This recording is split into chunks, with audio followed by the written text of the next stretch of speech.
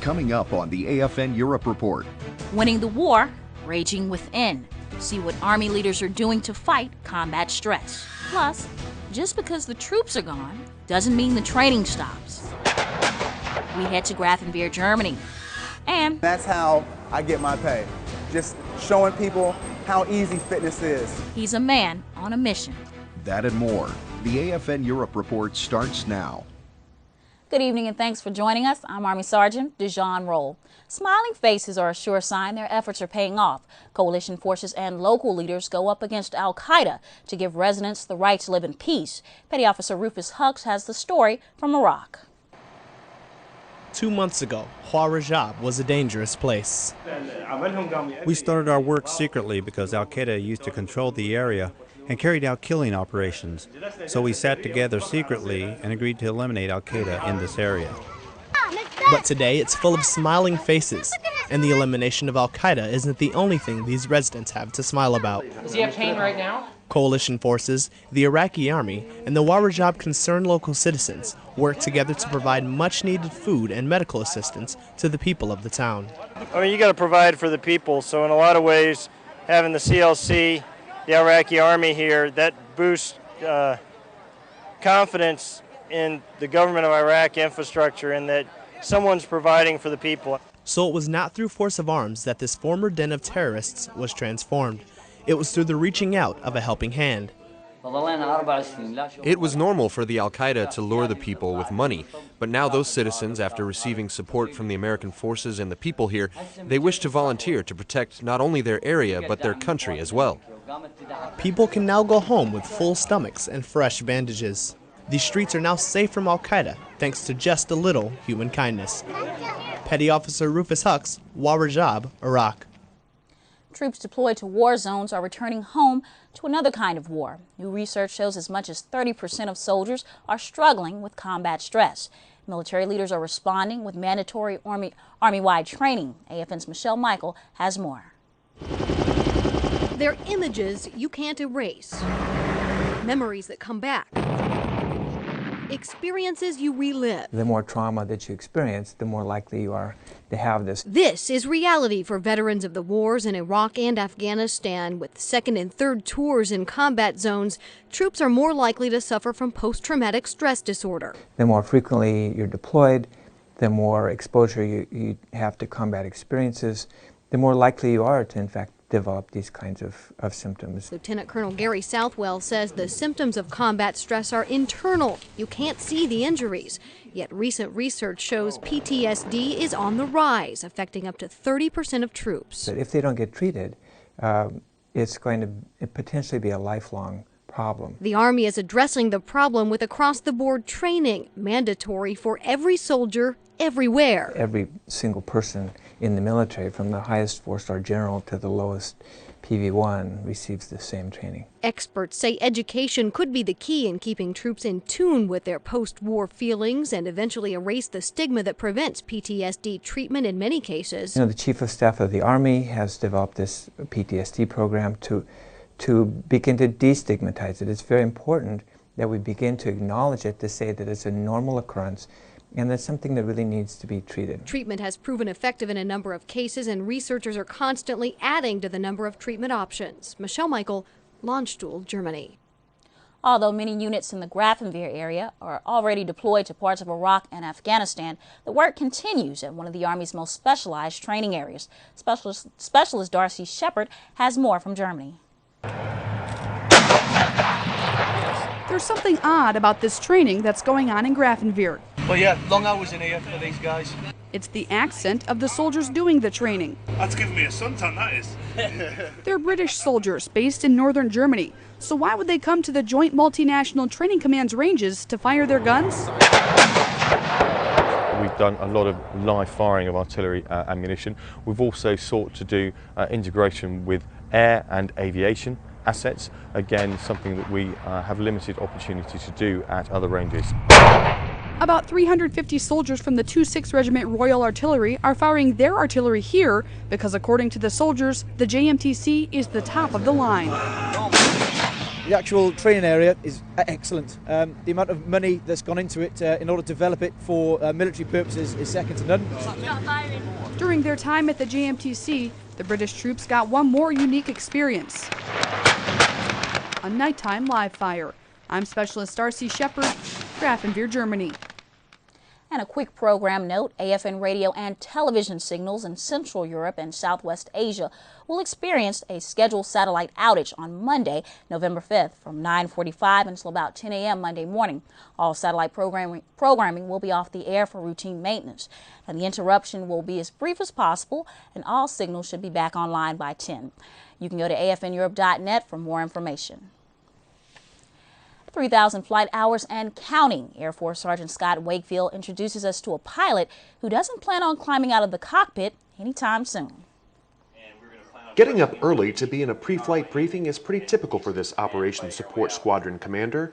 Lieutenant Colonel Houston Waring has been a pilot in the F-15E since the aircraft came online in the Air Force. I was one of the first pilot training classes was allowed to come straight into the F-15E in the late 80s when it got operational. So my first sortie was in 1990, and it did both air-to-air, air-to-ground rolls, and it seemed very appealing for me. Checking out the aircraft before the flight is an important step to ensure the safety of the crew and the jet, especially now that Colonel Waring is coming up on 3,000 hours flight time.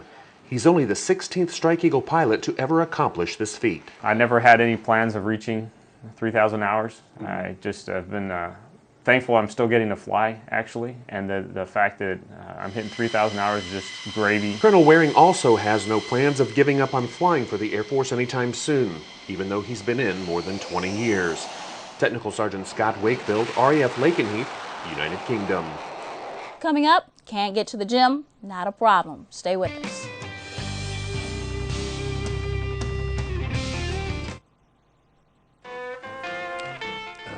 Man, I'm bored.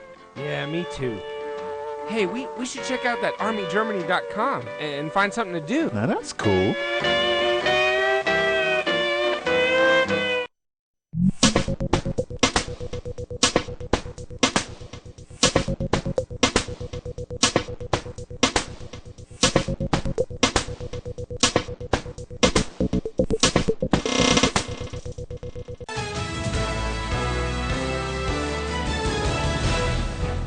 Welcome back. Specialist Nathan Bowen shows us how deployed troops in Afghanistan are using a little technology to jumpstart their PT program. 173rd soldiers on Forward Operating Base Fenty have found a new way to stay fit. It's called Crossfit, and it's rapidly gaining popularity among the ranks here. Short but intense, the workouts are performance-oriented, and the exercises focus on multiple muscle groups to get the maximum effect in the minimum amount of time. Started with a 400-meter run, then you went into 21 kettlebell swings, then 12 pull-ups, and then you just start with the next set. And so you just do 3 sets as fast as you can. The program is free and accessible through CrossFit's website, where the workout of the day is posted. There are even video demonstrations of the more unfamiliar exercises the program uses. Anyone looking to try something different can easily start the program, from the most experienced athletes to beginners. They can scale it down. They can start it pretty much whenever they want to. Probably start it today. Just scale it down, compared to, what level of fitness you're at right now. By using CrossFit to enhance their regular physical conditioning, soldiers on FOB Fenty are raising the bar on fitness and staying out of the rut of routine.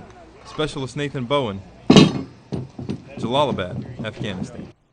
He's a man on a mission, and for the members of the Mannheim military community, he's providing just the right motivation to get the crowd moving.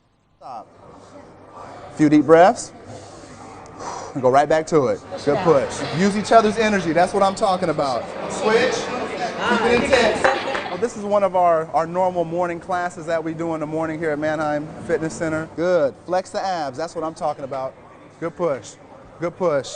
You working your abs, you working your obliques, and you hitting that lower back. This is interval cardio and exercise training, where I take them through a series of 5 to 10 minute increments of cardio. 2 minutes left, 2 minutes, and 5 to 10 minutes increments of different exercises. 2, 1, good, switch it up, cardio. I've been teaching this class for about 4.5 years. 1, now breathe, breathe, 7, 6, 5. The most satisfying thing as an instructor is to actually see them advance and they actually can see themselves advance? Well, I'm always impressed by Jesse. That's all you. That's easy weight.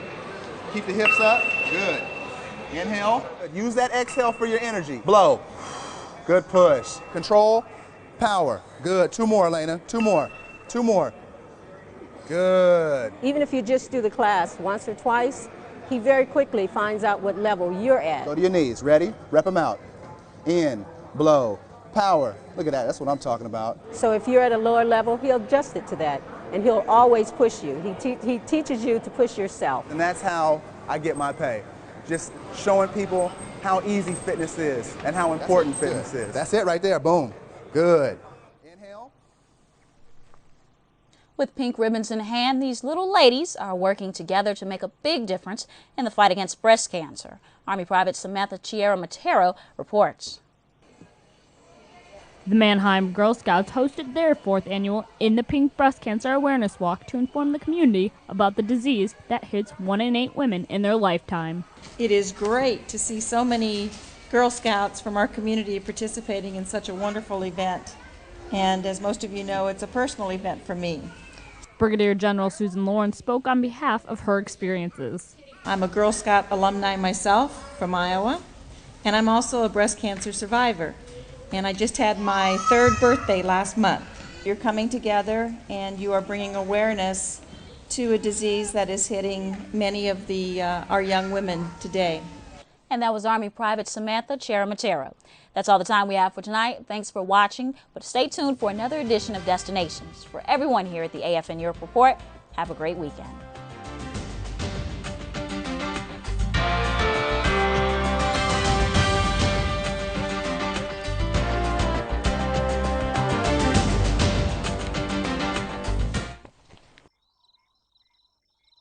Ow. Ow. Oh. Ow. Go. Oh. Drunk. Dry. Brr.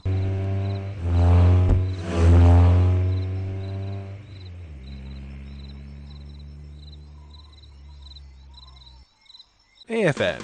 Why do we do things the way we do? Want to know? All you have to do is ask.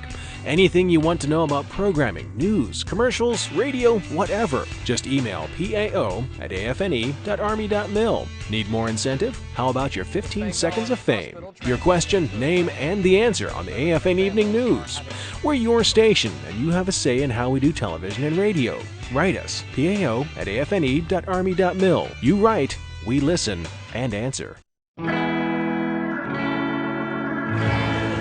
This week on Destinations, we take you to Zephyrana for Oktoberfest, Sicilian style.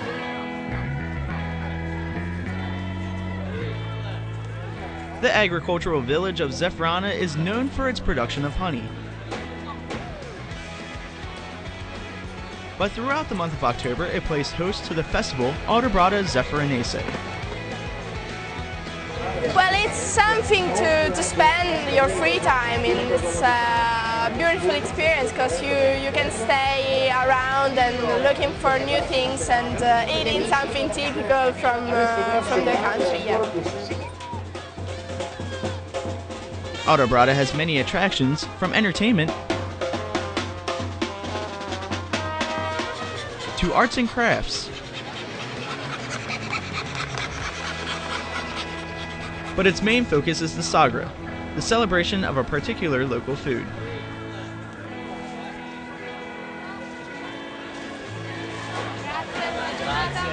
There is a theme of the Sagra, for example, Sagra of mushrooms, and you can find all foods with mushrooms, and then you can find Sagra of cheese, and you can find all typical cheeses from this country or this part of this region, for example. While Aldebrada features many different sagras, one of its highlights is chestnuts, found on nearby Mount Etna. The chestnuts were everywhere, from roasting over an open fire to being mixed into a sweet treat. You can find more information about Aldebrada or sagras, including directions and dates, on our website at afneurope.net. That's your destinations for this week. From Zephyrana, Italy, I'm Petty Officer Christopher Lennart.